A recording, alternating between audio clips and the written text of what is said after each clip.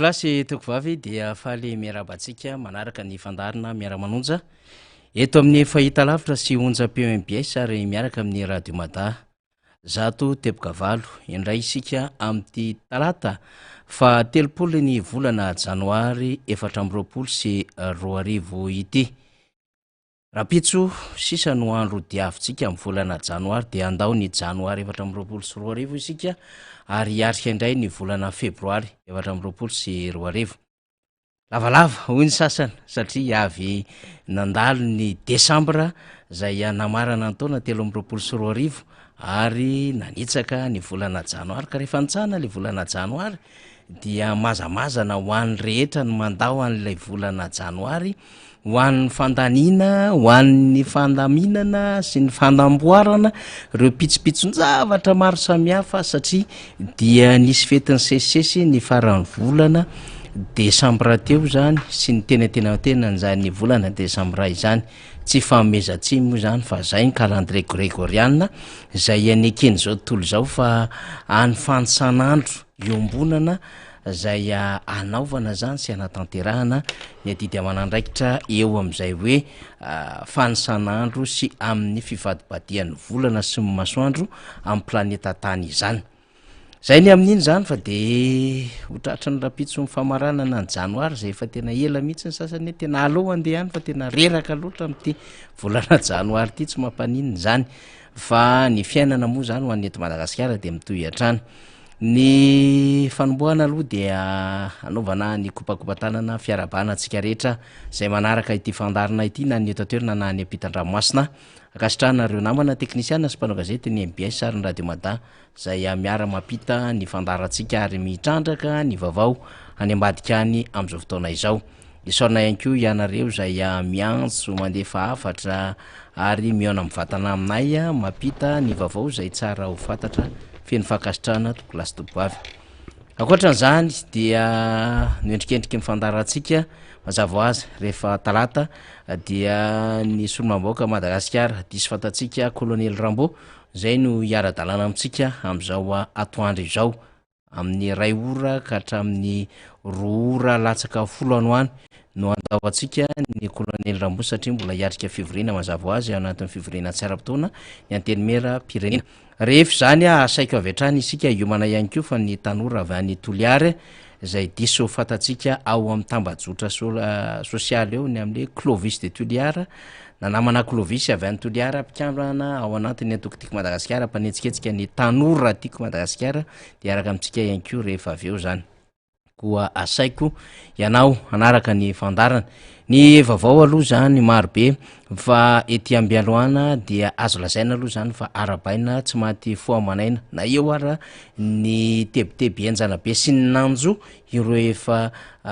noratraina sy novonon'ireo adahaly tamin'ny fakana-keriny tahaka an'izay zava-misy any loatra mangoro ny eto amin'ny faritra Analamanga zany hoe ny any Akazome dia misy vototra ihany zany ireo zaza maim-behivavy izay nisy naka-keriny na inona zava-misy zany amin'ny hoe fitakim-bola be samihafa zava-dehibe ny aina fa ny faniritsika de hoe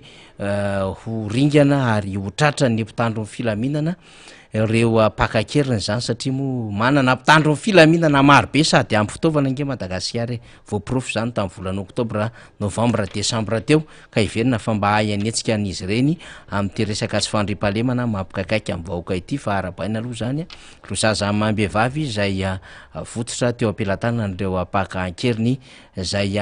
mba afaka namonjy ny fianakaviana de fa zava-dehibe zany ary ny fitandrona zany filaminana zany de verina fa araka ny voalaza ny lalam-pandrenina dia natokana ho an'ny rehetra ary mananjo ho voaro ny vahoaka malagasy. Akoatr'izay dia mananjo ho arovana ihany koa ny vahoaka malagasy, mananjo ho ambinina ihany koa amin'ny fahasalamana sy ny fahatsaran'ny endriky ny tanàna. Tamin'ny herin'ny androany tsika rehefa miverina ny fandarina miara-manonja teto amin'ny MBS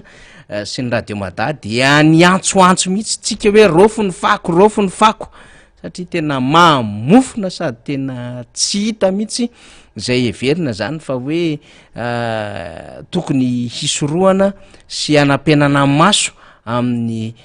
fivangongon'ny fako izay manapaka lalana etsy anosipatrana zany tsy lavitra ny toerana misy anay ataoko eo amin'ny 300 metatra ny toerana zay misy ny fobe fampitana ity fandarantsika ity no misy ny toby fanaripako arak' zosary alefa ny namatsika faly raha mananarivo izao tamin'ny herin'ny androany de ny tabataba izany ny tenako sy colonely Rambo ny aminy hoe tena tsarariny tsy mendrika amin'ny olombelona tsy tokony iainany eto andrenivohitra Madagasikara ary raha ohatra ka mieritreritra fa tany misy fanjakana eto Madagasikara de tokony hanovaindondra rany amin'ny hoe fahadiovany renivohitra kapital zay hotazany zao tontolo zao de niantsoantso isika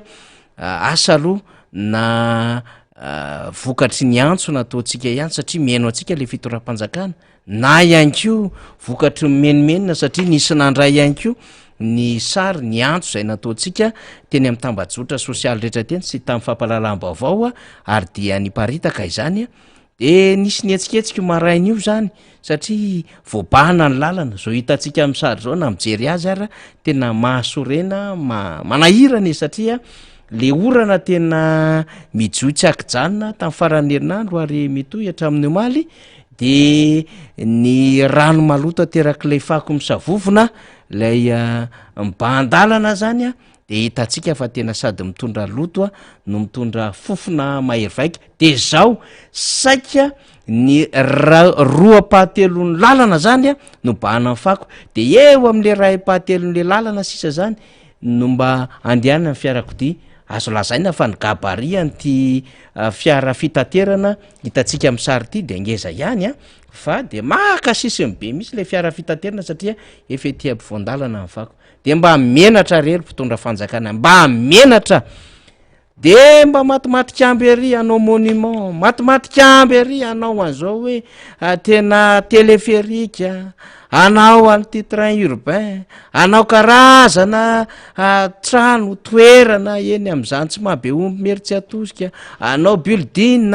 amorona zao kanefa na eo amin'ny endriky ny vola sy ny fandaminana arakasara androfana an'le fako mba ho endriky le renivohitra Madagasikara tsy vita n'le fanjakana akory ary tena hoe tena tao anatiny ray volana mahery zay de tena tsy fakahitana ny loto nefa de fizy ireo no mitantana fanjakana am'izao fotoana zao de mba mahamenatra ihany le izy ary ny olana ao anatin'le izy raha ohatra ka le fanjakana rery monina sy miainy ataon'le Madagasikara tsy de raha itsika raha ohatra ka izy ireo no mibaby am'le fahamenarana zany sy ny fahafambaraka fa misy olona marobe eto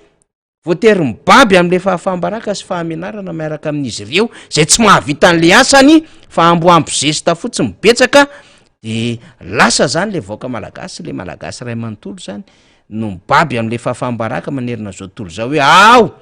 am'le renivohitra le Madagasikara Antananarivo ohatsy izy ny sasan'zay dia tena fako tenombohatry ny fako ary tena fofona tsy fakahitana de tsy voatsinto tsy voaro lay zoma olona zay le nresahantsika tamin'le resaka kidnapina teo hoe manana zoarovana le vaoaka malagasy fa manana zoarovana amina resaka fahasalamana ihany ko le vaoaka malagasy zay tsy tokony iaina amina rivo-pako fa tokony mba iaina amina rivotra madio zany raha teo no tadiavon'lay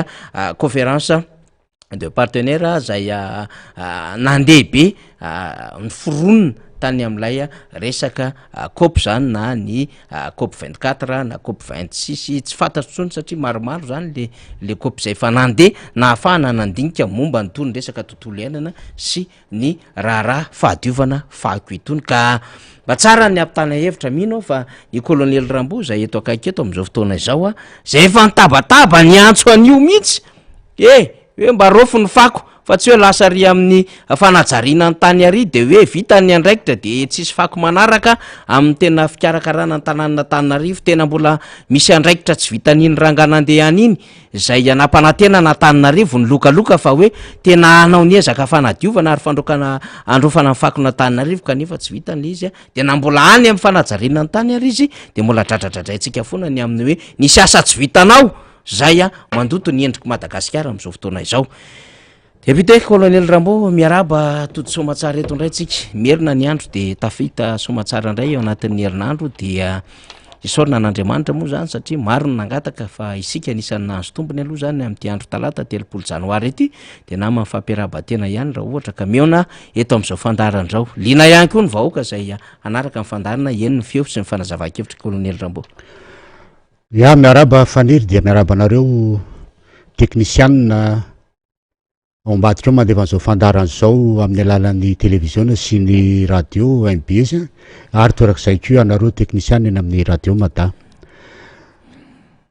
Alohan'ny tondranany fitenenana rehetra aloha zay ho tenenina eto dia tsy mitsahatra ny misaotra an'Andriamanitra faniry satria araky ny tenina tao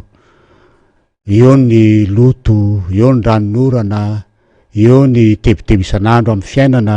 mbola nomeny fahasalamana ianao a de mbola antahiny de mbola miverina soamantsara eto anao zao fandaran'izao ka dia isaorana izy a ary dia ho anazy rery ny dera sy lazaro voninahitra. Manarak'izay dia manao tao hoe ho an'ireo fianakaviana satria araky ny fitenena tantely amam-bahona amin'ny fiainana de tsy adiny koa ireo havana rehetra zay midona-pahoriana tao anatin'izay herinandro zay a sy mpiaramonina dia metinety ny fiaramiory sy ny fimbonina lailo am'izay havana sy namana rehetra ny jadiny zany fahoriana zany a tahoana fa inona moa izy teo ny tombon-dalina ny endry zareo a fa ny atsika rehetrrehetra de samy andeha ho any daholo a ary dia matoa izy mandeha aloha araky ny fitenenana amin'ny soratra masina efa nomana toerana ho antsika izy a fa tsy hoe andeha am'izao ary isaorana an'Andriamanitra zany satria Andriamanitra manao zavatra dia zavatra tsara daholo no ataony a fa isika no manao zavatra tsy mety a fa tsy apetraka amin'Andriamanitra io zavatra ratsy zany satria izy ny tompony aina izy ny tompony zao rehetrarehetra zao a de isaorana rehefa mena an'izay fotoana nirahana tamin'ny havana teto zay. Manarak'izay ianareo tsy ao anatin'ny fahasalamana dia mirary fahasitranana malaky a mba afaka manao indray ny aza fivelomana sy ny asa fampandrosoana ty Madagasikara ty dia mitondra mbavaka anareo a mba azonareo atanjaka sera ary afaka iriary amin'ny fianakaviana dia manaroatra manao kokoa atsika rehetrarehetra eto toerana na ny ivelany tsy ary voatanisy eto daholo a ary tsy ho tany saina satria mety misy ny adino ary mety ho lavalava ihany ko satria tsy afaka ivalapatra an'izany tena fa mbola araky ny teniny faniry tao a ao anatin'ny fivoriana tsy ara-potoana ny solombavamboaka zao a dia ma vice président ny commission défense antena sy mahasolombavamboaka zay moa dia tsy maintsy anatrika ny session fandanina ny atao hoe lahadinika sy ny agenda mandritry ty fotoana ty zany zay mandritry ny tsy maintsy vita ao anatin'ny 12 andro ka dia tsy afaka ivalapatra hoe amitsika eto zany a fa de fa miteny demelo sady a fa hoe tsy maintsy andeha melony tena fa dia amin'ny herinandroany a raha vita somatsara ny lahadinika sy ny zay atao a satria raha ny lahadinika eo dia vitsivitsy any eo amin'ny efatra eo a de raha tapitry zay a dia mahafaka mivalapatrytsika amin'ny herinandro a manao zay ho tenenina eto a momba ny fiainam-pirenena sy ny fiainany ny antoko eto dia zavatra telo no mahazo ny ambany tanàna ry fanira ary ianao moa nyteny teo am'le resaka fako tonga de atomboko any le izy satria vo avy niodina tamy mihitsiny ateo a dia ay misy ilana n'lay mpanohatra ihany a ary atahorana mato tonga de niazakazaky ny nalan'le fako reny fako reny a tsy hoe mpanohatra ihany miaina am'ireny na hoe ny olo anatin'ny fanoherana ihany miaina an'ireny na vaoko anatin'ny fanoherana ihany no mahita an'ireny fa nary zareo anatin'ny fitondrana koa za de miaina an'zany zareo to anatin'ny fitondrana nefa ny tena atao hoe concerné direct am'ireny fanalana an'ireny a sy tompona andraikitra amin'ny atao hoe fanatanterahana ny asa amin'ny fitantanana ny tanàna tsy nisy ny raha zany teto ary ferivola atsika no nahitana teto fa tena maloto be ny tanàna ary tena tsisy lana azy kanefa rehefa nyteny isika tabataba teto tamin'ny herinandro de nandefa niny sary kely atao hoe eo amin'ny 2 minitra iny fa de niazakazaka ny atao hoe ny olobe teto amin'ny tanàna teto ngia gouverneur ony fa za moa tsy nahita fa de banana araky ny teninao ny lalana fa de hoe manala fako ao fa de hitatsika eo indray hoe le tenina atao teo fotety fotsiny venona nyzorona an'le fako sady efa mba hanaja am'izay lay le toerana hoe tena mampijaly olona ty ara-pahasalamana na ara-piarahamonina fa de aloha tsy atao etsony a fa de hoezahana atao any amy toerana misy azy efa fandraisana lehibe ho atsika mpanohatra zany a satria voantenitsika de tonga de fa mahay volotratra ny mpitondra de nanao an'ity resaka asa rehetrarehetra ty atao zay nasorana an'io ary maly ariva zao nahita ary mbola atonegniko eto zao de re amy route circulaire raha andeha anatitra an'le zavikeliko eo miandra arivo a dia misy camion 5 miaraka amin'ny engin androka lay fako amin'ny route circulaire iny vao mandalo de izy le zavikeliko hoe tadabe sapu de zay zazakely ohatran'izany a vao mpianatra any amy grande section de fa miteny sady hoe sapu de etrrehetra le olon-dehibe rehetrarehetra eo miteny an'izany dafolo de ho zakanareo ve le zazakely ary sapu a mbola azo azy fa tena nen'olona tena maimbo ty le vo teny dolo raha lenina sy ry raha Justine sy ny rehetrarehetra France sy Algérie satria efa tena leo an'lay fofona leo an'lay tao hoe loto ary raha mivoaka ny tena doko mifafinareta maso no hita kanefa dia rikoriko ny zavatra hita amy lalana ary ny zavatra nandrerako maly de zao mainy anala mafy malaky de malaky an'lay fako lay ao amy commune de nampiasa le engin fa napalely faniry eo akaiky ny fokotany miandrarivo amy fasiny fokotany miandrarivo eo de trongisin'le pelina ndray a le tio mampidefa le rano any amy pompy any ambony any rano be indray ny eo am'zao fotoana zao a hatramy maly ariva mitondra ny fako manaraka amin'ny arabe iny a ny rano mbola tsy vita de afaka ny fako tapaka ny rano indrainy fako ranona fako maloto iny a hoetiny miaraka amin'ny lalany a mandrapa tonga ry amin'ny ONG lalana ry ambany ary a manomboko eo zany efa mba manao zavatra de mba aza matovy tsara fa aza masanatry zanaka fiteny miaramila hoe aza manao asa narabo aza manao asa talata manao asa zara va vita tapalao fotsiny fa tena mba atovy zavatra tsara tena mba araky ny laniny vahoaka azy sy araky ny laniny mponina azy ny zavatra atao fa manino no natao zany nanontany ako de hoe ty lalan'ny prime ministre isan'andro de rekoriko be izy mahita an'le izy fa nga iny any manino na tsy jerena ny eny anosy be ety amy boribory tamy faefatra zany eo mitsenina anosy be efa mifangaro ny mpivarotra sy ny fako eny ambony fako mpivarotra no mivarotra sakafo mitsenina anosy be mivarotra voankazo satria efa tsisy tsony ny toerana atao hivarotana voankazo jerevo a ny ety amin'ny iny tobra tsy mandravy iny fako tena iny amin'ny kanal andretany iny mo de fotsetina ndray kanal andretany io rehefa kelikely satria tsy tonga maka an'le fako any amy kanal andretany ny camion commune fa de mijanonao de ny olona tsy maintsy anary fako zany anao an'izany zavatra zany fe le retsy de tsy ho vita hoe mahona ny fandrindrana ty zavatra tya fa tena mampalahelo le vahoaka amty resaka fako ty ary araky ny teniko aminao hoe zavatra telo ny problema ny ety amy faritra iva ny fako ny voalohany a de rahantsika mahita io de engany mba tsy ty anosopatrana ndray tadiova mba anosopatrana mba ny tanàna faritra iva de mba tsy hoe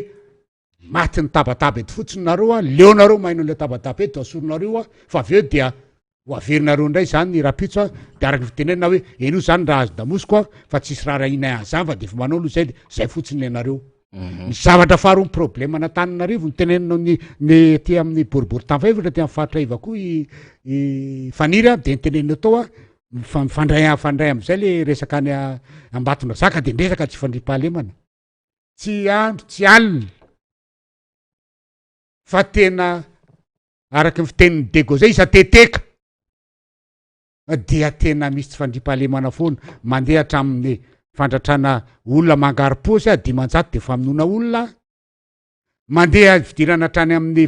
fangaronana posy any anaty fangaronana posy de mangalatra portefeuille anaty bus eo filarina bus ndreny moa le fahaviorana reny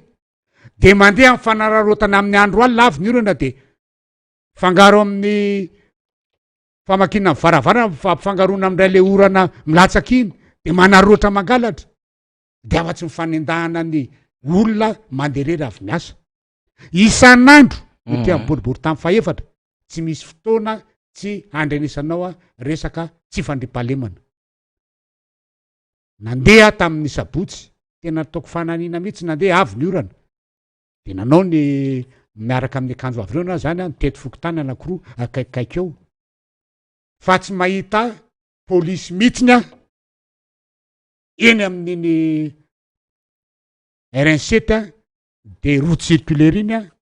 de mivadika makaty amin'ny RN1 tsy nahita mpitandro filaminana mihitsiny, tsy nahita mitafika malagasy mihitsiny nefa de vadradradrany ito hoe oleretsy mpitandro filaminana nareo a natao hiaro ny vahoaka ianareo, tsy hoe amin'ny andro mazava sy ny andro tsy misy orana nareo natao hiaro vahoaka fa tena andro manalina. Ary zay ny tonga fitenenina hoe na tsonandro nareo de tonga na tsonalina de tonga fa tena tsy zany ny zava-misy ny olona mandeha tsy misy mpitandro filaminana na kely aza satria avy ny orana sady efa rivariva tsy misy ny circulation, tsy misy mba mijery ny anan'elakelatrano any nedina anelakelatrano a fa de fokarongony sy ny mpanao sity mahera de feno amin'iny de tonga de mahitsy be amy teny iny amin'ny andrefa mananjary iny a de atia Katomaroa de atia Maderanamotana fa nakaiky amy fokotany misy adôly zany a tena anjery an'zany fa tena vokarongony dia mpanao PPN ndraiky de tsy tenenina tsony tsy mba misy tsony a mpitandro filaminana amin'ny arabe mijery a zany rehetrarehetra zany any anelakelatrano moa de tsy tenenina tsony ary de isak'izay mahatsiaro a dia misy foana ato zany hoe resaka tsy fandripa asa tsy fandripahalemana zany fa tena mijaly le vahoaky asa araky ny tenina atao hoe avoay daholo ny olona be de be na nakatsakana ny mpitandro filaminana nakatsakana be de be tam'ireny hetsitra fotsy reny fa de nakaiza daholo reny am'izao fotoan'izao fa tsy hita tsony reny le ngeza be mpitoraka amin'ny grenade lacrymogène reny ary rehefa azo ngeza be reny hitan'ny olona anelakelatrano any mba ampatahotra an'le mpanendaka sy le mpifokarongony fa tsy hoe rehefa mietikitina ny mpanao politika atao amin'ny fanoerana de fa avoaka daholo indray reny rehetrarehetra reny alefa azy le polisy le piso mainty moa izy fitenena sa inona fiteny azy sa saka mainty andehana anelakelatrano any fa tena betsaka ampifokarongony a betsaka amy mpanolana betsaka mitirona an'le roro reny a fa tena potika mihitsy le fiarahamonina am'le resaka tsy fandripahalemana miatsamba nanantena hoe mivoaky reny de mba andeha any am'izao andro zao tsy nakorony zany eo tsisy nakely aza fa vo mainka le potika lay fiarahamonina malagasy a potika le sosoavina malagasy satria manao maloto eny andalina de manao a manendaka de manendaka da tena eo raha zany ahitanao an'zany tena mo tsy te hifamaly aman'olona de mandeha fotsiny le olona de saritondra mamamy de tonga de oroa amy fotsiny eny eny zany ve de zavatra hety fa raha tsy teo angamba ny tena de efa mety efa tsy hay tsony zavatra nitranga tao fa zany ny zava-misy zany aty amin'ny faritra iva ifanira fako de ny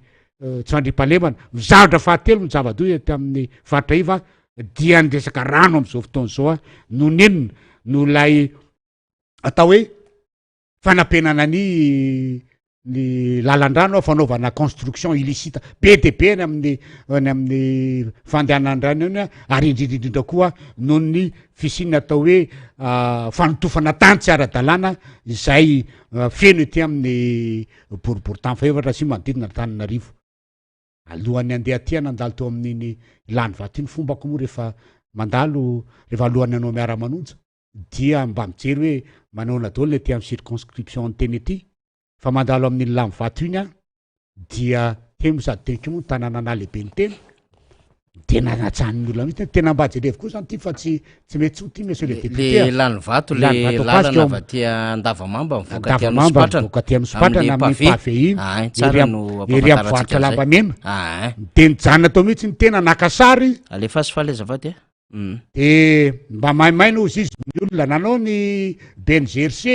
fa tsy nahavitenenina jerevy zao lalana akizy a amin'iny faritra tsy naniny daholo tena tsy afajanao izy ty ary eo akaiky eo a dia tsy lavitra misy tetezana feno-tsikafina de misy daba fanaripako de miakatra ny ranopako ny rano maloto manahirana tena zany mihitsiny hoe ary ny tena loza am'ty a de zao rehefa tena avy ny orana fa izy ao tsy misy a dia tena ohatrany hoe raha nyvenizy reny reo io arabe io a rano a dia sady mandeha ny sarety a mandeha miposy mitondra olona de nababena de nypiso zao mifandeh de nijanona mihitsy mo tena de resaka tamin'ny olona tao a de rehefa mifampiresaka moa zany a dia tena mitaraina le olona ary tena hoe mitondra ny tenin'ny olona ny tena ary mba lehibe teny ihany koa fa dia jerena ny vahaolana momba an'io satria mampalelo de zao tsika malagasy a de manakina fiainatsika amin'Andriamanitra de misy fiangonana protestant sy fiangonana katolika eny Anosipatra misy telo izy eny de misy olona avy aty Andavamamba avy any amin'ny lalany tomobily iny zany a mandeha mivavaka amin'iny mandeha tongotra zay tsy manana fiara rehefa avy nefa ny orana dia tsy afaka mandeha mivavaka le olona de mijanona any de makaiza ary izy tsy afaka mivavaka ary tsy olona zatra hoe manakina ny fiainana amin'Andriamanitra zany a rehefa tsy mandeha mivavaka de tena ohatran'ny hoe marary ohatran'ny hoe lasafo be ny fiainany dia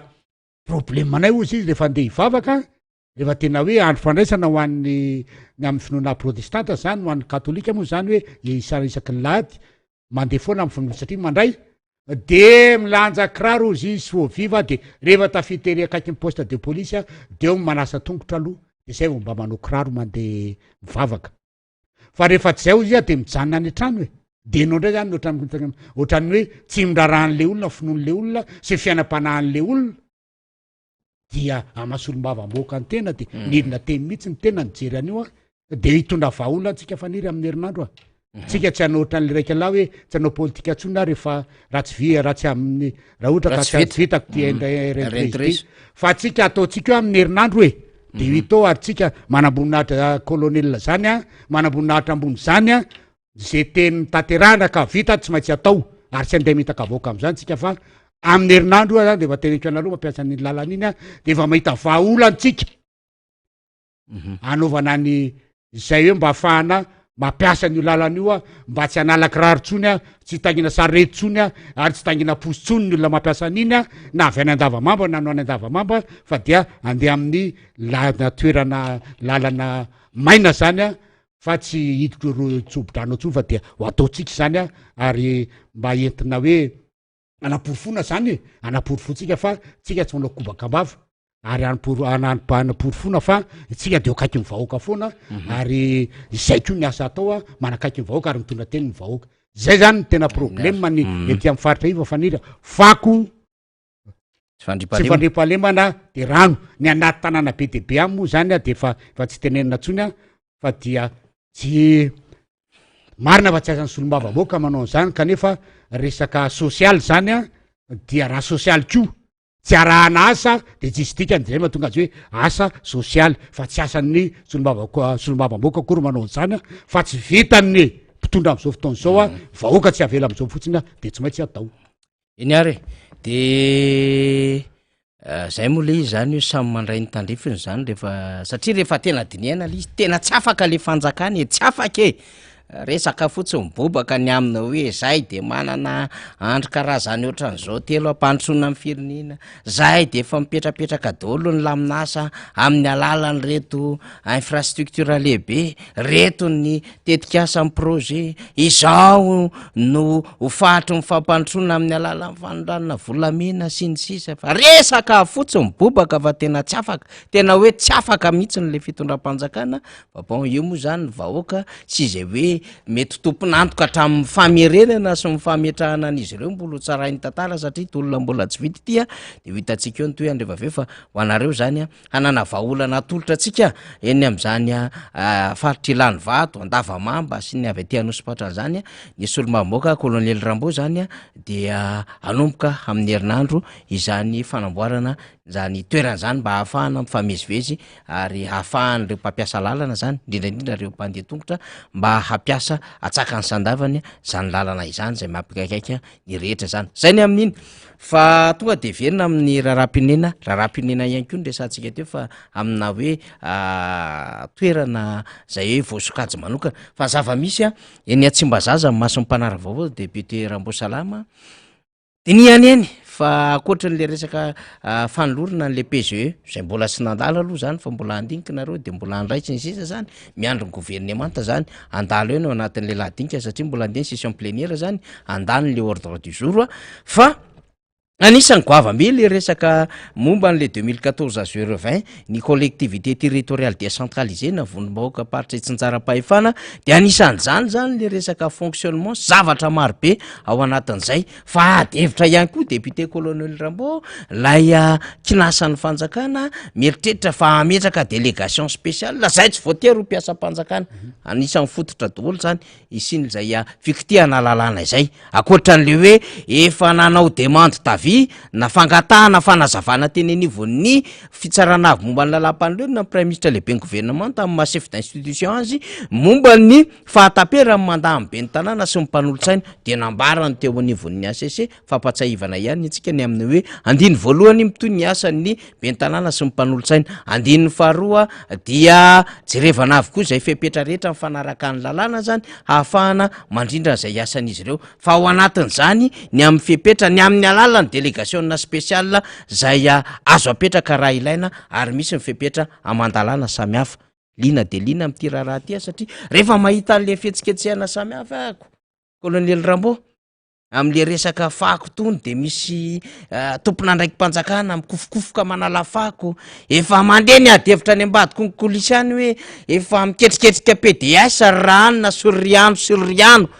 io tsy eto Antananarivo any fa trano toliara ny enanina rehetrarehetra any am'izay faritra manahirina ka zay heverina fa tsy ho candidat be ny tanàna de efa miketriketrika ny lobbying any fa tokony PDS indrindra amin'ny grande ville samihafa eto Madagasikara ny fonctionnement moa tsy resahantsika antsony zany ka rehefa lany mandahotra an'izao be ny tanàna indrindra manahirana ny kirakira am'ireo resaka administration eny anivon'ny commune zany ty moa tsy maintsy misy ny régisseur zany zay mandray am'ireny vola eny anivon'ny commune reny manao versement any amin'ny trésor misy ny fombafomba atao am'zany ary misy ihany koa ny fomba fahamoam-bola avy any amin'ny trésor mandeha makany amin'ny commune ary voafetra avokoa zany rehetrarehetra zany milain'ny olona zay mieritreritra fitatana commune zany fa te hiverina député Rambo inona ny azo resahana satria ohatra misy adevitra mila dinihana ihany ty resaka vondromoaka party tsy tsinjara-pahefana ao anatin'ny andiny vitsivitsoko ty anty colonel Rambo ia ao anatin'ny atao hoe ladinika ao anatin'ny ordre du jour resahana mihitsy ny zavatra zay am'ty février ty satria ao anatin'ny février tsy ara-potoana moa zany zay am'izao fotoana zao ary ny zavatra ho resahana amin'io dia efa zavatra zay atolotry ny gouvernemanta zany hodiniana dia tsy mihoatra ny 12 andro io faniry ary rehefa tapitra ny atao hoe zay lahadinika rehetra miseho dia tapitra amin'ny février ny mazaraky ny teninao tao moa de hoe amin'ny ao anatin'ny février io dia ny fampisehoany ny chef du gouvernement ny resaka PGE zany na ny hoe fanatanterahana nylay vinan'ny filohan'ny pirenena am'izao fotoana zao de le teneniny hoe andry anankitelo de iny no avadika asa zany dia iny moa ho tapahan'androany zany reo vinana dinihana fa hatram'izao fotoana zao aloha de mbola tsy fantatra hoe inona marina tena anatiny io ary raha ny tena tokony ho izy dia tokony efa tokony omena ny solomavambahoaka ny antota taratasy milaza an'izany ny boky rehetra mikasika an'izany kanefa moa dia tsy nisy mbola nisy filazana fanomezana azy zany hoe ty hoe de efa tonga ato io na hoe fanomezana anay tamin'ny fotoana nanomboany fanokafana ny fivoriana omaly fa dia tsy mbola misy zany fa dia hoe rovina zany za zavatra zany no tonga fa atao anatin'io fa hoe lahadinika hodinena koa zany dia mikasika an'ilay voatenina atao mikasika an'ilay 2014-020 dia mikasika an'ilay resaka PDS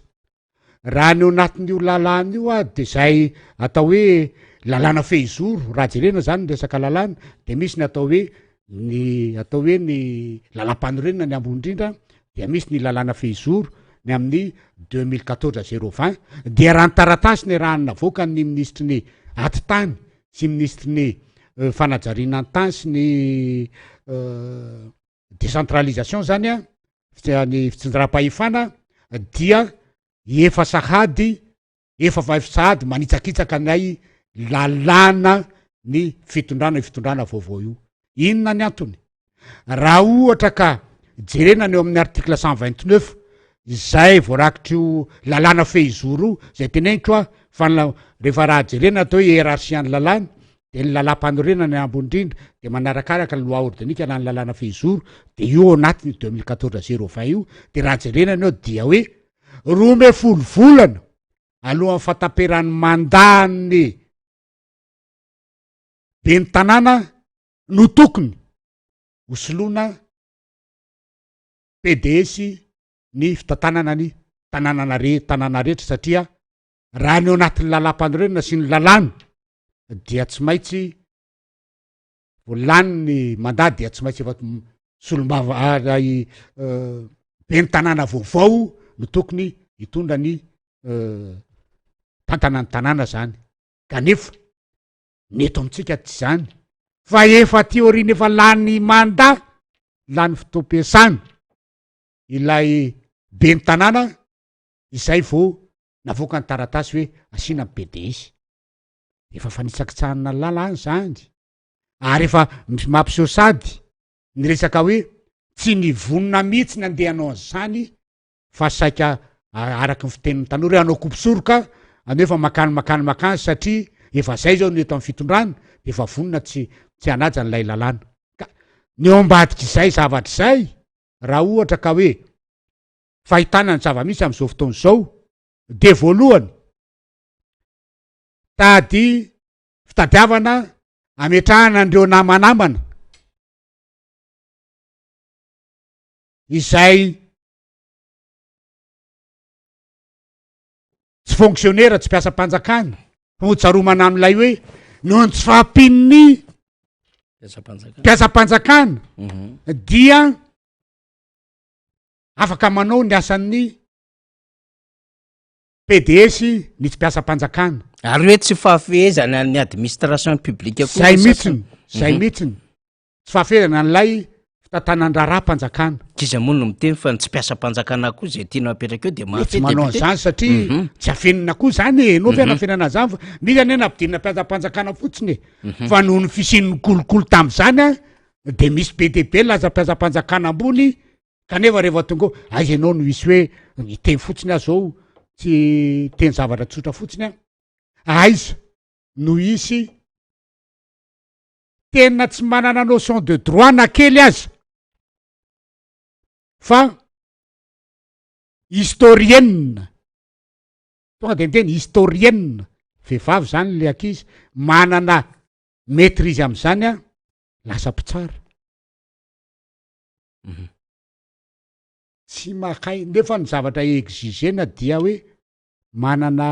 tsy maintsy ranao mpitsara magistrat judiciaire ianao zany a de tsy maintsy manana diplôme mamomban'ny lalàna zany droit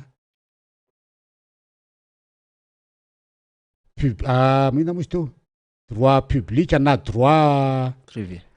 privé kanefa le olona tsy manana an'izany akory fa maîtrise any histoire raisina le dossier afaka le olona de ohatra mampimiany nefa resaka lalàna fantany nefa histoire no hainao de ohatra gagagaga ihany hoe afaka am'izany ty olona tya de miverina am'le teninao hoe ohatran'izay ko nare amy fitantanana raha-raha-mpanjakana koa misy olona eritreretinao hoe ty ve de ho administrateur civil fa rehefa miresaka am'izany ianao a de mampime de mametraka an'le teninao tao manamafy an'le teninao tao mihitsy ny zany hoe misy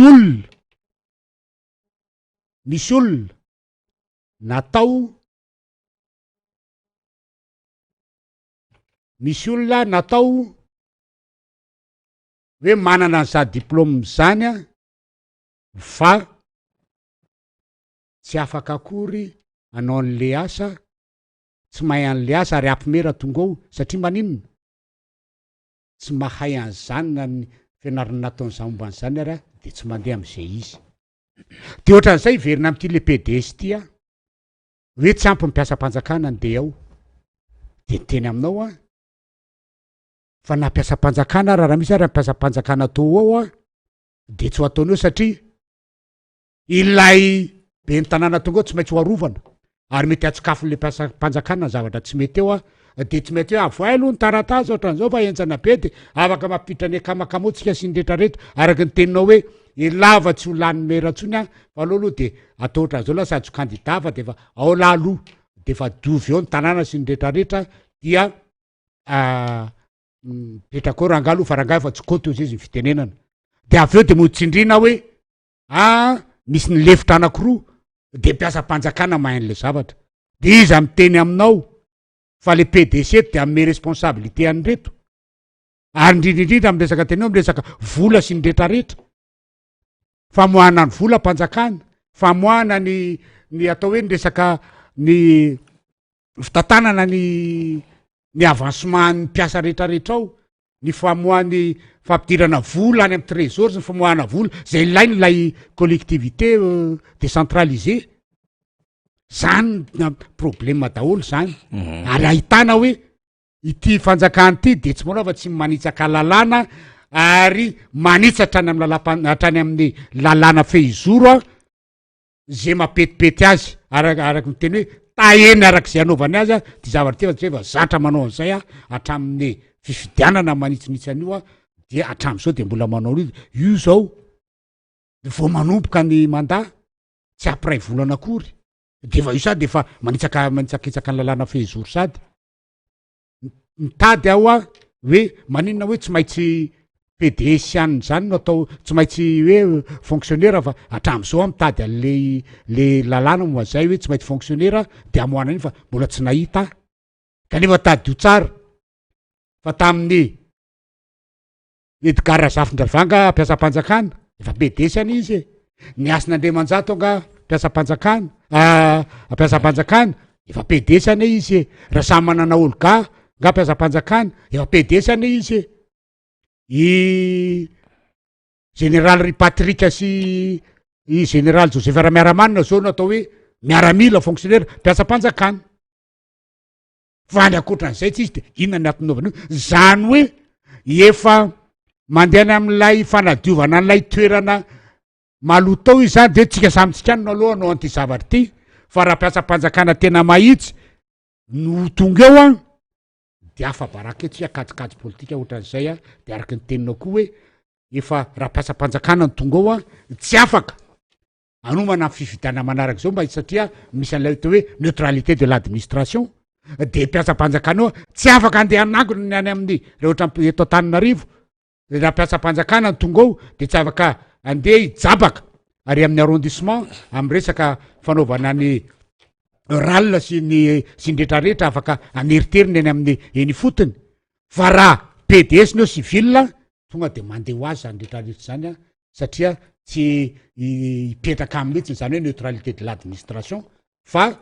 baiky politika ny tonga ao a dia efa mandeha araky ny teny ao kajikajy politika sady a ametrahana an'lay zay atao hoe inona mipaikady retraretra amy resaka fividianana be ny tanàna sy fividianana solombavavoaka zay ho avy eo zay zany de zay zany anisan'ny dinianao dia io zany de fa mamperitreritra sady hoe inona ary ty zavatra mitrango ty fa raha ohatra zany ka hoe ny raha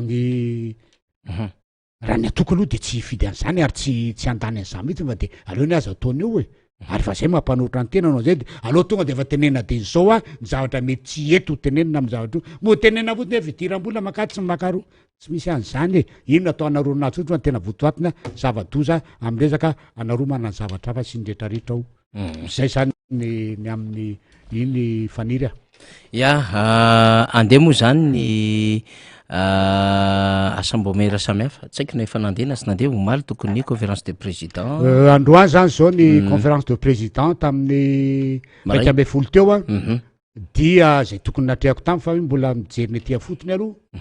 dia rehefa avy eo zany ary zay tsy maintsy andehanako ny science plenaire adoption ordre du jour zany de hita dafolo a ny antony a de tsotra be satria tsy hoe raha pirenena mahakasika ny tanàn'Antananarivo nge izy ty na hoe mikasika amina renivohim-paritany sasany zay misy commune zay mety ho enjeu politique amin'ny fametrahana olona ny ahazona ny toerana am'izany fitantanana ny tanàna zany tsy am'izany rery izy ty fa amin'ny commune akapobeany eto Madagasikara satria lalàna zay mife ny vonim-boaka parti tsinjaram-pahefana ao anatin'izany satria iza moa ny CTD na vonim-boaka parti tsinjaram-pahefana mbarany lalam-panorenana dia ao zany ny resaka commune ao ny faritra ao ny province zany de le province moa ohatra ny tena tsy mbola mety teraka sy voakarakara mihitsiny le faritra indray de nitangitangenana gouverneur de tsisy organe mpanaramaso izy zany mpandidy mpanapako ao anatin'izany faritra zany de tsisy afaka manasazy tsisy afaka mandray lalàna mifandraika an'izany na ny ACC indrindraindrindra zay ampiambina ny lalam-panorenana fa de hatram'izao lay hoe vonjomaika de lasa gouvernora zay mitantana andraikitra mahalitra mihitsiny mitovitovy mandalatsaka kely am'ilay filohan'ny republika zay nefa nipetrahany teo satria vatany voatonga izy de nikitika an'izay resaka gouvernora zay de ohatran'izay zany ny resaka commune de commune maro manerina Madagasikara ka ty moa zany momba ny commune ny adefitra de mila manaramaso zany sikisika moa eto afandarina zany vatany voahitatsika lay andiny talàna zay hokotehana hosoloana lalàna vaovao amaky izany tsika amatatritsika iadefitra tsika de hitondra ny lafim-panadihadiana mikasika an'izay indrina fa tonga de tsy ampy avy hatrany izy ty koa moa député zany ty taona ity raha ny tokony izy dia atao mpifidianana mino fa ho anao marina fa hoe misedra zavatra maro be mihitsiny ny fari-pifidianana zay nalany circonscription électorale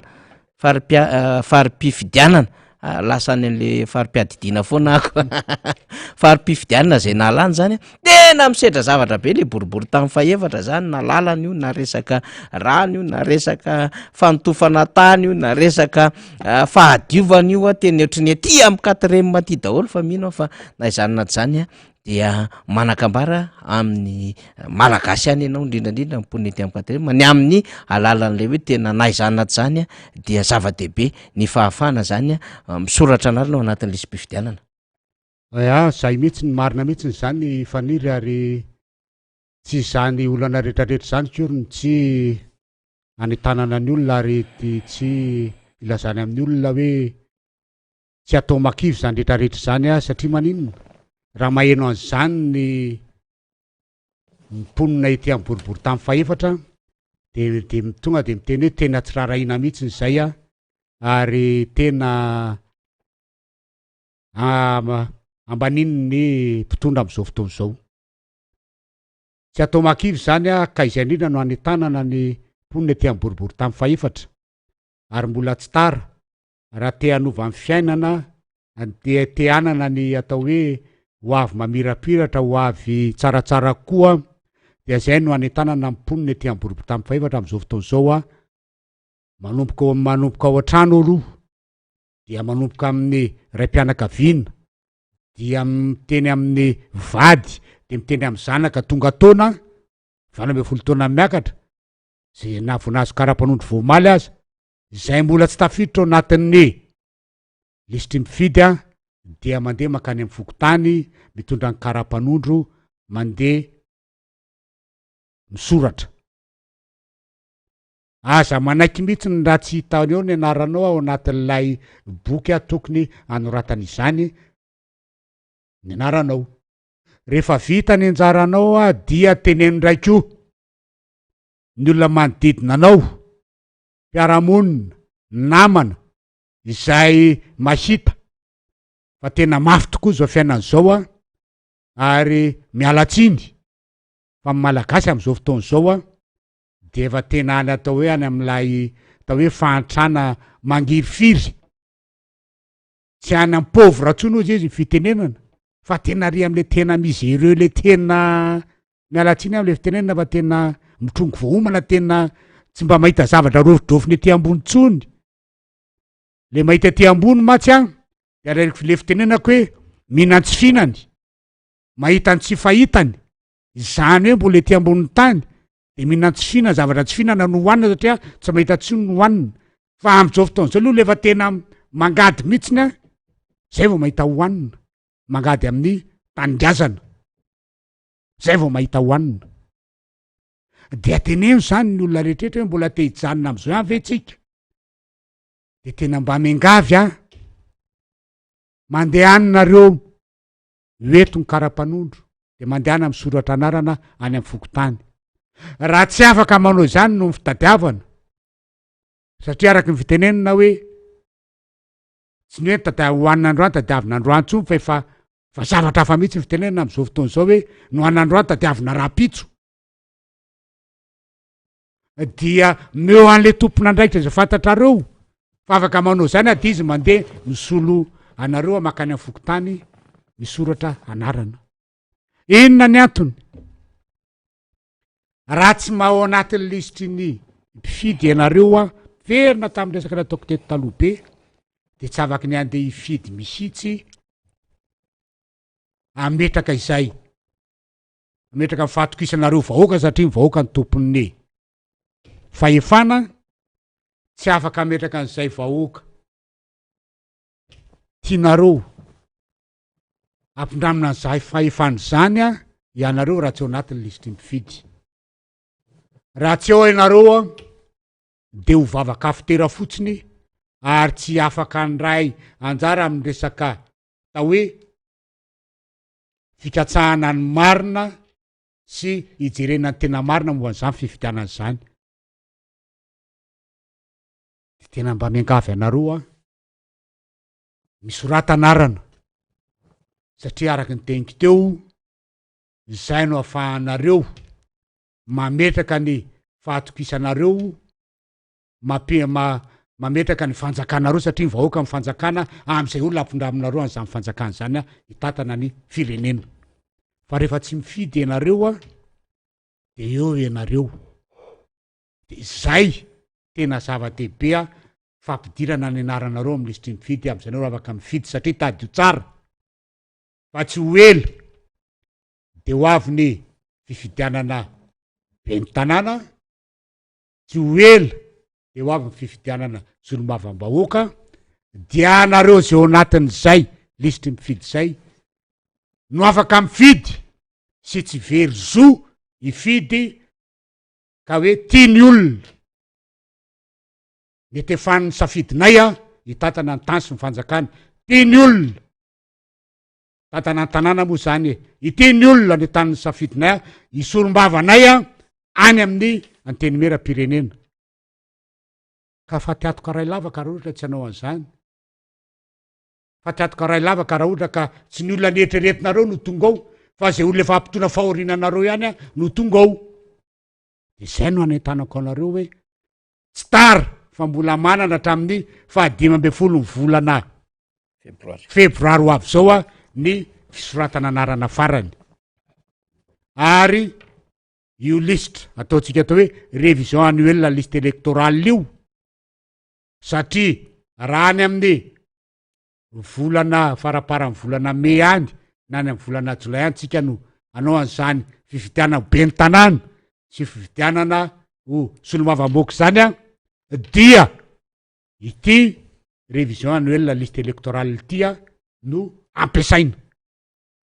zay zany no anentanako anareo hoe tena mba miangavy anareo hoe mandehana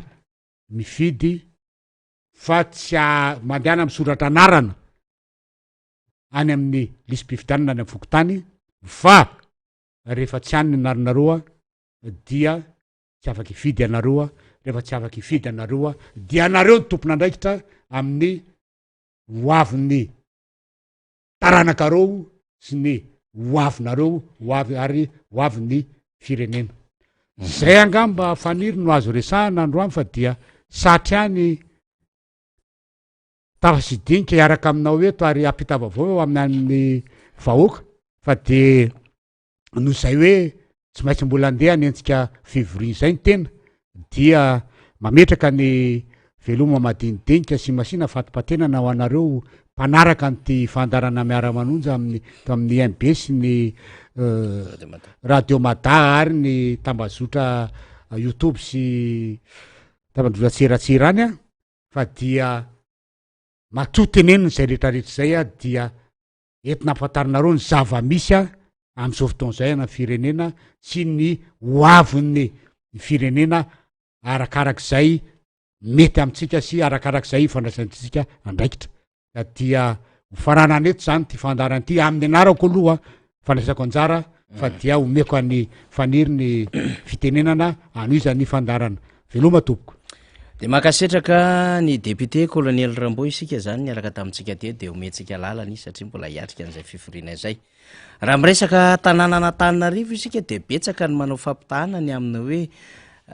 aleo lavitra ny jery ny tanànan'Antananarivo zay ny tantaniny antokotiko Madagasikara ka na azo lazaina raha fa tsy niaraka tamin'ny fitondram-panjakana satria sokajiny ho mpanohitra tamin'ny fitondram-panjakana ary tsy nahazo izay hoe fanampiana subvention ahafahana mitondra ny asa fampandrosoana eny anivon'ny commune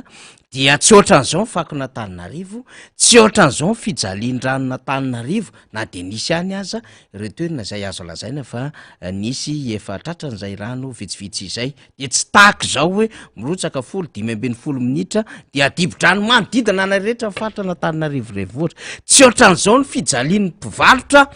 izay nahazo sehatra ary mba afaka ihany ny karoka sy ny tady sy mba nivelona tamin'izay asa fivarotan'izay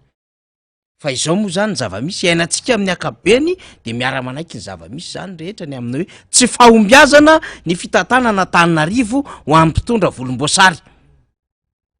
ary tsy hoe afaka mahadidio amin'ny fitantanana ny tanàna ilay be ny tanàna teo aloha rehefa lasa minisitra fa tsy maintsy manaraka azy eny foana ny orona tsara zay fiandry arsive any ambadika any ny aminy hoe izy ny tompona andraikitry ny fako rehefa tsy voaroaka amin'ny fako izy no dinihana sy tontotony vahoaka Antananarivo am'izany resaka fako zany ka afaka tsy ahivitsika foana zany resahany zany satria resaka anambara n'ilay kandida zany fonisy kandida be ny tanàna ary efa be ny tanàna izy tateorina fa move na tanteraka an'ilay promesy na ilay fampanantenana nataony tamin'ny vahoaka Antananarivo ilay be ny tanàna Antananarivo renivohitra tsy azo avela fotsiny am'izao zany satria efa lasa minisitra zany de hoe tsy tompona andraikitra tsony izy tsy misy idirany zany tsia mbola mpiara-miasa aminy tantana ny tanàna Antananarivo am'ireo adjoint am'ireo direction samihafa am'ireo eny anivo ny boribory tany dikan'izany mbola manana fahefana samihafa izy mbola tsisy PDS raha teo eto amin'ny tanàna Antananarivo ary izy raha teo ao amin'ny fanajariana ny tany zay mbola manana andraikitra lehibe amin'ny fitantanana ny lafitany afaka mifandray an'ireo be ny tanàna maro manerana amin'ny Madagasikara sy ny fitsinjaram-pahefana ny décentralisation hoy isika hoe tena mbola maka ny andraikiny izy ary mbola tsy tokony ho avela am'izao fotsiny manoloana n'izany adidy aman'andraikitra zany tsy filambaniny kory zany resahantsika zany na fanaovana tsinitsinina amin'ny andraikitra zay lasa hoe minisitra tsy any akory ny tiantsika ambara fa ny amin'ny hoe nisy vahoaka Antananarivo na metraka fitokisana tamin'ny alala fifidianana manday elektif teto Madagasikara any olona hitatana an'izany tanàna Antananarivo goavambe zany ka mba tsy hoe verivery fotsiny am'izao ny safidy nataon'ny vahoaka Antananarivo dia avelavela mandeha any ambadika any ny adevitra fa mila fifampiresahana vahoaka Antananarivo zany raha ohatra tsy vitanao ny andraikitra de mila miala tsiny amin'ny vahoaka Antananarivo ianao hoe tsy nahavita ary vahoaka Antananarivo ka ilako tsiny tsy nahavita ary vahoaka malagasy satria i mahazon'ny Madagasikara Antananarivo renivohitra amin'ny alalan'ny filaminana amin'ny alalan'ny fahadiovana mena andraikitra ary miaradia amin'ny fitondrana tsy vitako le andraikitra mafy be le izy ateriko ny fialantsiny azo atao zany tsy mampanina mieritreritra an'izany de mba miandry an'izany zany tsika hoe ndeha hialatsiny le Ramose fa tsy nahavita ny adidy aman'andraiky ny teto an-tanàna Antananarivo ka mitsodrano am'izay aka andraikitra vonjimaika ho avy eo izy am'izay mety ho PDS mitsodrano koa izy am'izay mety ho be ny tanàna ekeny vahoaka Antananarivo hitatana ny firenena ao aoriany zay mety fifidianana ho atao amin'ny fifidianana communal. Zava-dehibe ny fahafantarantsika izany. Fa ny adevitra mandeha am'izao fotoan'izao ihany koa de hoe avereno amin'ny tiako Madagasikara ny fitantanana ny tanàna Antananarivo. Ny sedra izany ny tiako Madagasikara 7,700. Ny aina izany ny atoko tiako Madagasikara taty amin'ny taona 2,4. Ny aina izany taty amin'ny taona 4,4. Ny atoko tiako Madagasikara. Ny apita zany moa nisy olana 7,4 satria fototra teo an-tanany ny atoko tiako Madagasikara ny tantanana Antananarivo zay efa tafiditra ny raharaha politika tamin'izany fotoana andrany hanomanana ny fanonganana an'Andriamatoa Marc Ravalomanana. Hitantsika ny fahampotehana Antananarivo. Ny ezaka am'izay kely teo an-tanany ny ben'ny tanàna Laloa Ravalomanana sy ny mpiara-miasa aminy. Nitondra ny traikefa zay veriny fa nananany ahafahana mitondra fampandrosoana. Ny atoko tiako Madagasikara niaraka amin'ny ben'ny tanàna Laloa Ravalomanana. Ary tsy nitaray tanamepaka teo anatin'ny olana samihafa zay sedrainy izy ireo. Ny amin'ny alalan'ny enti-manana zay miodina anaty amin'ny volan'ny commune urbaine Antananarivo renivohitra sy ny hoe fanampiana vivona na tsy misy mihitsy aza tamin'ny ampahany sasany ho an'ny Antananarivo renivohitra.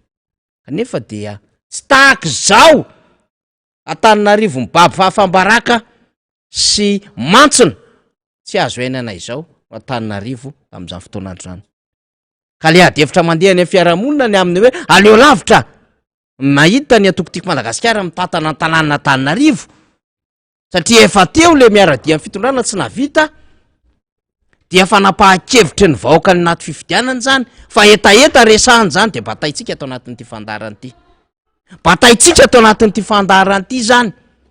satria tsisy mahadiso an'izany. Expérience vécue ny amin'ny hoe fitantanana mpanohatra ivelan'le olona amin'ny fanjakana foibe no mitantana an'ilay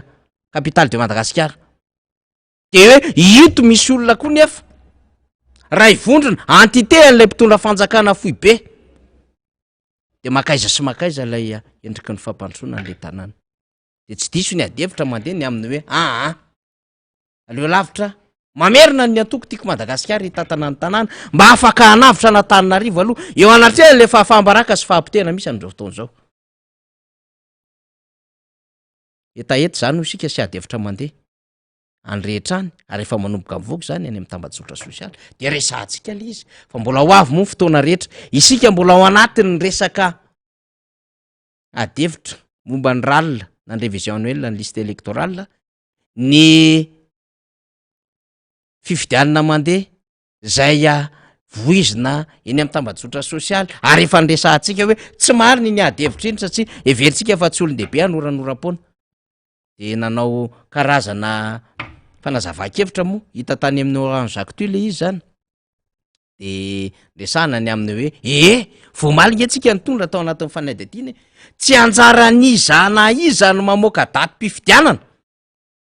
fa anseny reriany nambarantsika zany omaly. Ary ny gouvernement tano mivalide an'izany eo anatin'ny conseil des ministres de ny gouvernement tany mamoaka rehefa avy eo ny décret ny convocation des électeurs 90 jours. Ka tsika moa ny teny hoe tokony nisy démenti avoakan'le olona zay voaresaka any ambadika any miparitaka any de nisy démenti moa zany ty karazana démenti ihany izy ny aminy hoe ny ministre ny décentralisation sy ny aménagement du territoire dia dénoncer ny diffusion ny anarany sur les fausses informations concernant ny date ny élection zany. Zava-dehibe fahafantarantsika zany. Netrotsika tao tamin'ny fandarana zany raha tsy izy nanao an'iny tokony sahiteny izy. De zava-dehibe ihany koa satria efa ambany laza ary izy zany fa tsy avany aminy le izy de etontsika tao anatin'ny fandarana zany. Ary zay manam-porofo ny zavatra nambarantsika omaly zany. Mais la proposition de calendrier appartient à la CENI et le gouvernement est le seul décisionnaire sur la tenue des élections. Dia tsy décision ary ty fa validation. Satria ny décision ny proposition na dato no men'ny CENI mivalide ny gouvernement. Validation nataony de mamoaka décret le hoe décision manko hafahafa be ihany satria tsy izy rery manapa-kevitra fa mandray an'le proposition na daty avy any am'seny izy sy hoe terminolozia an-javatra hafahafa koa ny resantsika fa misy dikany daholo zany eo anatrehan'ny raharaha de hoentitsika l izy hoe ny fanekena zany amin'ny fanapahan-kevitra hoe io daty io a no ndao ary hoeketsika araka ny proposition senia zava-dehibe zany satria tsy ny gouvernement intérieur manapaka an'le daty fa proposition avy any am'senia zay le tiako teneny hoe mivalide izy fa tsy décision na hoe mpanapa-kevitra izy satria tsy avany am'rery le daty raha ohatra izy ka izy rery namoaka an'le daty de décision zany avy any am'lay mpanatanteraka na exécutif mbola azoritiny zany adevitra zany fa apetratsika eo aloha efa etao kaikitsika eto a i Clovis zay tanolo tiky Madagasikara avy Antoliara mamony telefony Clovis zany aza miantso an Clovis aloha ianareo fa mbola hiditra amin'ny vatana izy am'ty fandarina miara-manonja ity a zao vao mifankahita ny fankahitana zany matetitetika Clovis tamin'ny fandarina angaretina moa zay zany tamin'izany fotoanandro zany tamin'ny heritaona dia saika hita tena ikanja foany raha Clovis zay niaraka amin'ny collectif de candidats volana janoary tsika zao eto Antananarivo ianao mino aho fa anisan'le nanatrika n'le fifampiarabana tratry ny taona ny antoko tiky Madagasikara zay no tanterahana teny amin'ny Trigé Belair niaraka tamin'ny filoha Marc Ravalomanana satria fotoana ny avy any amin'ny faritany zany tamin'ny sabotsy teo fa 17 volana janoary de mivahiny ianao eto amin'ny miara-manonja anakambarana dikan'izay miarahaba Clovis velohan'ny dia dia faly miarahaba ny namana faniry sy miarahaba ny teknisiana rehetra ao koa zay mampitana mivantana an'izao fandaharana miara-manondra izao eto koa ny tenako dia miarahaba koa ny namana rehetra manaraka amin'ny tambazotra tserasera zay na amin'ny alalan'ny MBS nahatsatsy ny taona vaovao dia manakambara tokoa matoa avy eto asa aloha Clovis nafanafo ianao tamin'ny hetsika zay niarahana tamin'ny collectif de candidats tany amin'ny archive tamy moa de misy karazany sariny Clovis any mandendehibe teny Antavamamby teny Atanjombato teny Ananisany teny Ampasapito teny Atalatamaty teny Itaosy sy ny sisa dia saika teo hatrany ianao ny zava-misy amin'ny akabeany moa zany de rehefa niarahantsika nalala regny tsy nandray anjara atao anatin'ny 50 ny atsika fotsy am'izao fotoana zao de misy adevitra ary ny resaka an'izany mihitsy moa filoha Marc Ravalomanana vonina hiatrika an'izany ino fa nisy afatra voarainareo avy any amin'ny faritra avy any amin'ny filoha Marc Ravalomanana inona mety fomba fijery ara-politika any Clovis manoloana zany satria misy namana de tena manontany teo tsika tsy nandray anjara tamin'ny fifidianana filohan'ny repoblika ity indray tsika de anisan'ny manentana mihitsy hoe mijery an'le révisionnel liste électorale na ralina misoratra anarana ary de mivonina andray anjara Clovis resaka fifidianana moa no resahinao sy resaka atolona ny tenanay anisany nandany fotoana sy anjo teto Antananarivo mandritra n'ireny tolona reny anatin'ny 5 vola no nipetsarana teto tao anatin'ny tolona iny satria namita iraka zahay tany Ambovombe sy Fort Dauphin namita distrika 7 mba ho niatsehana zany fifidianana zany kanefa ny hita tanatin'izay fa hoe vazaha ilay latsaka dia natsikaritra ny filoha Marc Ravalomanana miverena nareo fa tena tsy mety raha sy diso koa ako tany amin'ny région Anosy ianareo mban'ny député fetra ny nandeha dia avy any no tsy maintsy niakatra zany rehefa nafanany teto an-tanàna zay le izy tamin'iny de misy sary any zay vavolombelona nalefanao moa zany tahiry tsara mikasika ny areny 13 resahako zay rehefa avy eo ndao ary Clovis pipeline manko pipeline ndao ary de miverena nareo ny filoha Marc Ravalomanana tao zay fa saika ho tonga ao Fort Dauphin filoha Marc Ravalomanana tamin'izay de niantso anay izy hoe miverena nareo aty fa tsy maintsy alaitsika ny vazaha tamin'izay fotoana zay de niakatra izahay niakatra taty Antananarivo tamin'izay fotoana zay ary zay araka hitanao anatin'ny raiky tsary hoe nitolona nandeha teny Itaosy sy niatsika ny lakiminao zay satria tena hita nanampatra ny fahefany ny mpitondra tamin'izany fotoanjakaitsiny tena nampiasa ny hery rehetsa izay tsy fampiasa intsony no ampiasainy hamonoana ny vahoaka malagasy tamin'ireny fotoana reny namana faniry ka eto anao moa ny teny hoe nao ny miova indray ny hevitra tsika tamin'ireny ny tanjona antsika de zao ny hanala ny vazaha mba tsy hoisany ho ireo kada handray andrara satria izay neno ny adivan'ireo razambentsika teo aloha ny hamerenana ny malagasy ho an'ny malagasy ka raha tsika no raha nandray anjara tao filoha marikaravalona mankatony filatsahany vazaha zay no antony nahatonga an'iny tsy firotsaha tsika nandritra an'iny fifidianana lasa teo ny namana faniry ya ka izao zany de hoe hiatrika fifidianana zany fantatry Clovis ve zany raha ohatra ka hoe ianareo miresaka amin'ny olona ny namana antoliary ny amin'ny hoe inona mahasamy hafa n'le teo am'le présidentielle lay tsy niatrena sy le hoe élection législative sy communale satria zava-dehibe zay betsaka manontany an'izay Clovis tena zava-dehibe ny ahafantarantsika an'izay raha zay satria zao ny fifidiana filoham-pirenena tsy mitovy amin'ny fifidianana député sy ny communaly satria zao reo fifidiananareo dia fifidiana manakaiky vahoaka alaiky ohatsy ny aminay taptanana ny Toliara ny ao Toliarany fantako fa raika amby folo raika amby efapolo ny fokotany misy ao taptanana ny Toliara renivohitra dia haiko avokoa ny pitsopitsony sy ny toerana misy ny bureau fandatsaham-bato dia tsy maintsy harahana maso reo toera fandatsaham-bato reo satria efa fantatro hoe aroa ny misy toerana fandatsaham-bato fa ny filoham-pirenena dia midadasy ary misy ny bureau foroporony zalahy any Ambadibadikany satria Madagasikara mivelatra dia azony atao namorona bureau fandatsaham-bato ankolakolakany zay tsy fantatsa zay no mampiavaka ny fifidianana député sy ny maire sy ny filoham-pirenena zay ny teneniko tao hoe nanao terrain zahay tany amin'ny faritsy Anjoisy Anosy maro ny raha ntsikaritsinay tany dia nanao tatsy tamin'ny filoha marikaravalona misy raha tsy manjary aty misy raha ny foroporonina aty de zay natao tatsa hoe tsy anjary ty fifidianana ity ka zay namako misy fiavahany ny député sy ny maire sy ny filoham-pirenena azon'zalahy atao namorona bureau de vote tany ankodahodany de azony nanaovan'ny mikimaky nampitombo nisa nampandany azy io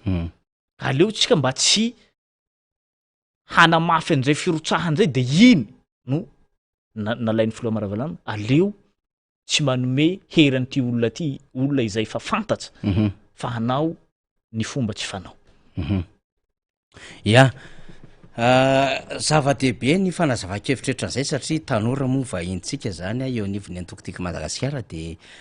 mba ilaina koa ny faneho-kevitra ny tanora ohatran'izany rehefa miainany Clovis zany tsika de tena mahenjany amin'ny tena mahatakatra zavatra tsara ary voaray le hafatra samy hafa zany dikan'izay zany Clovis mino fa ianao tongeto zany dia oreny vaoaka ny Toliara sy ireo olona ny taninareo tamin'izany fotoana andro zany ny fanazava-kevitra rehetra zay entina fa hanapahavononana hiatrika amin'ny fifidianana manakaiky vaoaka ny antokotiky Madagasikara tiloky hondalana satria zao ny antony toy no hakatsika ny fahefana avy amin'ny vahoaka tena tsika vahoaka mihitsy no handray andrara nyty fifidianana ho avy ty ary tsika no hanaramaso an'io satria zao ny antony ny solombamoaka dia hitonja ny hetahitatsika vahoaka ny mera no hahainy ny zavatra misy eo amin'ny commune misy antsika de zao raha tena objectif-tsika amity de ny hahazo maro anisa rehefa azotsika ny maro anisa moramora kokoa satria tia ny tolona ataotsika mba azahoantsika n'izay maro anisa zay ao amin'ny assemblée rehefa azotsika io maro anisa io moramora no afahatsika hanala n'ilay vazaha zany hoe hisy fitohizan'le tolona zany tena hisika ary tena anatin'ny tolona ane tsika hinan'izao hoe zao no anatin'ny tolona tena anatin'ny tafidy zao anatin'ny tolona tanteraky tsika hinan'izao ka zay no anentanako hoe mandehana misoratsy ana raha ny anatin'ny lisy-pifidianana raiky zay aza mora reberebena koa tsika hoe président Marc Ravalomanina ne izy filoha nasionaly ny antoko tima tsy nandray anjara ka manino koa tsika lafa avy afara toa koa tsika hoe handray anjara tapitapoka tsy atomboky tsy mitovy io tsy mitovy io ho iaho ka zay no anentanako aza mora kivy satria nanao publication vo malimaly hoe handray anjara amin'ny fifidianana ny antoko tima satria zay ny toromarika nomeny filoha Marc Ravalomanina tamin'ny fiarabana-tsatsiny taona zay natao tamin'ny sabotsy lasa teo rehefa nanao an'io publication io de ry zareo TGV no betsaka no manao commentaire hoe efa malio ve ny ACC sy ny CNI satria zany hain'ireo zalahy reo fa tena naloto koa ny ACC sy ny CNI nampandana ny filoha malio zay madio zay no madio mieky zany nareo fa hoe naloto ny tokotany nao reo ny tsara ny tantara ka andesinareo amin'ny député nohome reo satria fifidiana an-tanà io samy mifankahalala tsika mifankahaitsika tsika samy tanà raiky io hoe haitsika iaby koloara iaby toko firy ny bureau de vote ndesina anakaizy ny vato iny iza daholo ny olona mety nikirakirany mety mifankalala ohatran'izay zany hafa le hoe manakaiky vahoaka sy le lavitra be ty mbola mandeha karazana ambaratonga ty mandeha lavitsy fa ty le teo manko le présidentiel tiako teneny mandeha ambaratonga lavitsy ary azonjalahy anatin'ny fiara avao fa hovaina le vato fa ty tsika mifankahay tsika samy tanà raiky eo mifankahalala hoe ihany nanday mifanoroky samy mana moto mana tomobily tsika satria samy district raiky eo afaky mifanoroky manoroka an'iny vato iny jusqu'à aviany ao amin'ny CENI satria tsisy hanenky hoe rano na tsy lany do atao lany tsisy fanenky an'izay tsika tsy fanjebireby tsika ary tena ty ho aho hoe toy tena ady toy fa ady teo ady fa fantatra fa hoe tsaratsara mpifidianana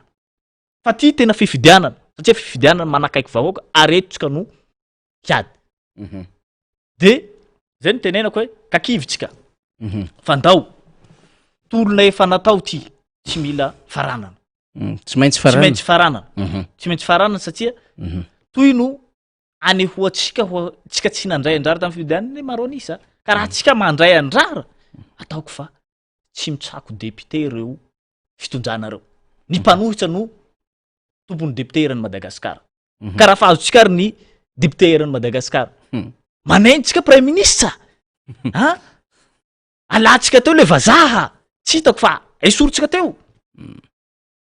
zay mbola sationany zay meno Clovis zay aloha zany fa mbola betsaka ny azo atao satria ny anjo io ngeza be ao tsy mba zaza vitantsika eo ny toerana Clovis nivadika amina lafin-javatra hafa zany zay sy député Ramboasalama zany teto aloha zany satria mandeha be le vaovao zany amin'ny resaka fahadiovan'ny tanàna capitale de Madagascar ty mino fa tsy hoe tsy eto Antananarivo ianao no mipetraka fa Antoliary de tsy afaka miresaka fa afaka miresaka ianao satria renivohitra Madagascar Antananarivo zany de fambaraka sy fahamenarana vokatry ny loto vokatry ny fako vokatry ny rotsakorana sy ny sisa zay tena manamaimbo ny tanàna sy mamotika ny tanàna am'izao fotoana izao fa ny tiako resahana Clovis misy fotoana ihany ko mare izahay fa toliara ihany ko de misy faritra zay tsy mety madio misy toerana aza tena mamoaka fofona maimbo mihitsy any Toliara zany na izany naty zany aza tsy mitovy ny aty Antananarivo renivohitra ianao aloha zany amin'ny maso tsy miangatra io ny zava-misy eto an-drenivohitra Madagasikara mba manakambara ve zany ianao hoe amin'ity zava-misy eto an-drenivohitra ty ny azoko lazaina de zao hoe mahamenatsy le izy tena mahamenatsy tsy tahaka an'izao ny renivohitsy Madagasikara tamin'ny tonjainy tiako Madagasikara nyty Madagasikara ity tamin'ny fotoananjo rehefa miakatra aty Antananarivo ny tena dia finaritra ary makasary eraky ny Tananarivo fa am'izao leo anao na hakasary satria menatsa fa ny loto no vangogo eto an-tampon-tanàna ny Tananarivo tena mahamenatsy ary ohatrany hoe tsy renivohitsy Madagasikara ve ity Antananarivo ity am'izao loto mivangongo ato ambadika ato tsy lavitsy antsika eto ane ny loto mivangongo e ato anosipatsana amin'iny raha iny ka zay novako an'izao hoe zao avy any niova Antananarivo rehefa ny antoko timino tsy mitondra azy ka eto efa manentana ny mponina ny Antananarivo io ny zavatra mahazo anareo mba tokony aoko am'izay tsika hamerina ny fahefana ho amin'ny tiako Madagasikara ny antoko timino mahay mitondra ny Tananarivo ny antoko timo ho no mahay mitondra ny tanàna ny Tananarivo ty satria ny tam filohan'ny filoha Marc Ravalomanana sy ny neny lalao ny ben'ny tanàna teto ane tsy mitsatsa ny fako no ariana isanandro ary tsy misy loto ny eto an-tanàna ny Tananarivo fa amin'izao raha mahita ny loto sy ny kanaly ny rano moa le fa tsy hay volany ny rotsakorana amin'iny lalany tena mahamenatsy ty Antananarivo ty ya maraparantsika Clovis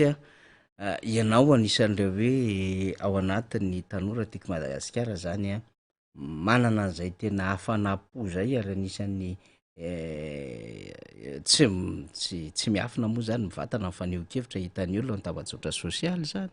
manahoana ny risim-pon'ny tanora ny toko tiako Madagasikara am'izao fotoana zao zany hiasika ny fifidianana hiasika indray zany hoe tena hamerina ny fahefana hoe ny anivon'ny vahoaka izao taoriana ny reny ndeha atao hoe hafanapona tanjaka be reny de somary nangingina kely tam'ilay volana Desambra iny efa misy hoe fifanantonana sy fandaminana an'izay zany satria mety misy tanora mijery atsika inge zao lina marobe raha Madagasikara de mba tiare an'izay hoe ho an'ny tanora tiako Madagasikara ray manontolo mihitsy zay resaka tanora namana teo ny tanora aloha am'izao tanora tiako Madagasikara dia vonona handray andraikitra ary efa misy aza namana miomana any ny handraindrara ny fifidianana ho avy io zay ny manamaritra fa hoe ao anatin'le tanora le fitiavana ny tanindrazana ary maro ny fa miomana am'izao manao resaka sosialy hiomana am'izay fifidianana ho avy zay handraindrara zany midika zay fa havononana de ny anainy tanorany tiako Madagasikara ny an'ny Toliara zao am'zoma ho avy zao zahay hanao fiarabanana nahatsatsy ny taona zay tanterahinay hanehoana fa hoe mbola io ny tanora raiky zay naraka an'izay misy hafatsa tiako hapita ty namana faniry fifidianana ho avy ty dia fifidianana tsy fifidianana hitadiava ambony nahitra fa fifidianana hanohizana ny tolona ka ho anahin'olona tena vonona hanala ny fahefana amin'ny vazaha zay ny tokony hirotraka eo ary ho tohanany antoko-panohitra ny olo tena vonona hiady amin'ny fanjanahan-tany amin'ny fomba ankolaka ka i olona eo ro tokony hiarahana manohana hanosika azy eo amin'izay plasy zay miangavy ry aoka ny hambom-podiso tafahoatra mba andaotsika hiaraka hanohana olo anankiray de olo anankiray io no hiaraha manosika mba hampandefitra izay hambom-potsika zay tsika tsirairay zay namana faniry no hafatra mba hampitako amin'ny namana rehetra tsy ny timma ihany no hampitaiko an'izay hafatra zay fa ny mpiara-mitolona rehetra satria tolona iaraha manana ty tsy ny antoko tiako Madagasikara ihany fa ny lafa atao mpanohitra dia andefasako an'izay hafatra zay hoe mba aoka tsika hijery olona anankiray hivondronana de olona anankiray atosika hamela ny hambotsika satria tolona ny tanjonatsika dia ny haka ny maro anisa mba hahafahatsika haka ny fahefana indray iverina amin'ny malagasy ya tiantankely fotsiny alohan'ny tena marana anazy Clovis mba te hafantatra ny zava-misy ara-piainana any Toliara am'izao fotoana zao zany milamina tsara ve mivoaka ny Toliara minakanina tsara mahazo asa tsara ve mivoaka ny Toliara afaka miaina amin'ny lafin'ny fandriampahalemana tsara ve mivoaka ny Toliara raha afaka miresaka kely am'izay ianao vetivety zaho manko moa ny safidy fa tsy de tehitehiny an'izay fa noho ny anao manontany satria zao ny antony tsy haitsika ne ity fitondrana ty nandritran'izay 5 tao 4 tao zay ny fitonjana ny vahoaka malagasy io fa anisany nampikorosofahana ny vahoaka ka hanisy miracle ve izy zay naovako andrao hoe fa tsy any zany zao fa hoe ino ny fomba famijery zany no henandrao hoe ino ny fomba handavoaka an'io ao fa raha ny vahoaka zany fa mikiakiaka efa vary aminay any any am'izao farivo raiky kapoaky raiky 700 vary stock tampo 700 kapoaky stocky tsy mba ataontsika hoe vary vao fa stocky vary fa tsy hay hoe fa natao stock firy andro 700 ny rano fa tsy tenenina ny haratsiany lala ereny sety zany bakany mavitaina anaty firy andro lavaka ino fa tsy ataonao hoe lala nasionaly ve ity fa tsisy lalana azo aleha ereny 13 izay nyresahana eran'io ereny 10 tsisy raha mandrary any antsio fa kanakeriny fa tsy laha hiantehitsy an'ity fitonjana tsitsika dia fa tsisy raha andrary io fa ny vahaolana dia amin'ny fifidianana ho avy zao manao maretsika ataotsika ny hazahoatsika maro anisa zay ihany no fomba hakatsika an'io fahefana inyary de misaotra sy makasitraka ny Clovis vahiny teto amin'ny fandarina miara-manonja de azadiny ny mivily miantso indray rehefa tonga ty Antananarivo satria tsy haiko aloha zao anao zany voahidana ny Toliary efa teto ihany ianao zany de ny andefa de makasitraka Clovis eto ny tenako moko moa mankasitraka anareo fa ny akaranana ty mba hafahana mahafantatsa kokoa manao kory ny hiatsehana ny tolona fa ny zava-dehibe aloha nanome toromarika filoha-panorona ny Antokotimy filoha Marc Ravalomanina hoe zao no ataotsika ka zay no ataoko an'izay ny politika tsy andesy amin'ny fo fa ny saina no anaovana politika ka zay toromarika nomeny ary velom-bolona ny mpikambana rehetsa avy ny solotena teto Antananarivo tamin'ny fiarabana satria naneho ny fahavononany filoha Marc Ravalomanina ka eto koa zahay mpikambana dia maneho fahavononana koa fa tsy hialanao zahay dada tsy hialanao izahay filoha Marc Ravalomanina mankasitraka anareo namana tokoa nandray tsy nisalasala amin'ny fiantroana am'izao tafatafa zao fa zao ny anisany hery lehibe manampy an'ireo namatsika mpitolo na any an-toerana satria miheno reo am'izao fotoana zao saotra koa nareo nanaraka namana rehetsa nanaraka ao anatin'ny tamazotserasera nanaraka an'izao fandarana saotra to de makasitraky sady misaotra ny Clovis tsika ny vahiny teto amin'ny fandarana tanora tiako Madagasikara reny avany Toliara de tena mitondra ny fomba fijeriny tsy ny salasala na ny heviny teto amin'ny fandarantsika mihitsy fa voaray an'ireo zay aniantefany zay afatra sy fanio-kevitra avy amin'ny namana Clovis izay amaranantsika ny fandarana sary zay efa nambarantsika moa maly fa miaona eny amin'ny fofikry lafeny zany reo ray aman-dreny haradrazana avy amin'ny foky eto Madagasikara zany zay marobe de marobe izy ireo manao atrikasa zany ho toy an'le fanatao teny Mandriambero talata maty dia manao atrikasa zareo zany eny amin'ny fofikry ilafeny ity atrikasa ity andiniana sy akana fakakevitra ho an'ny hanomezana an'izay tolo le fanatao teria Mandriambero zay Madagasikara ary rehefa moa fampiresadresaka misy ireo hoe isy fanapa-kevitra voaraisina zany ny hotoan'ny raharaha amin'ny atrikasa ity zay tanterahana zany eny lafo iaho akately lafy zay androany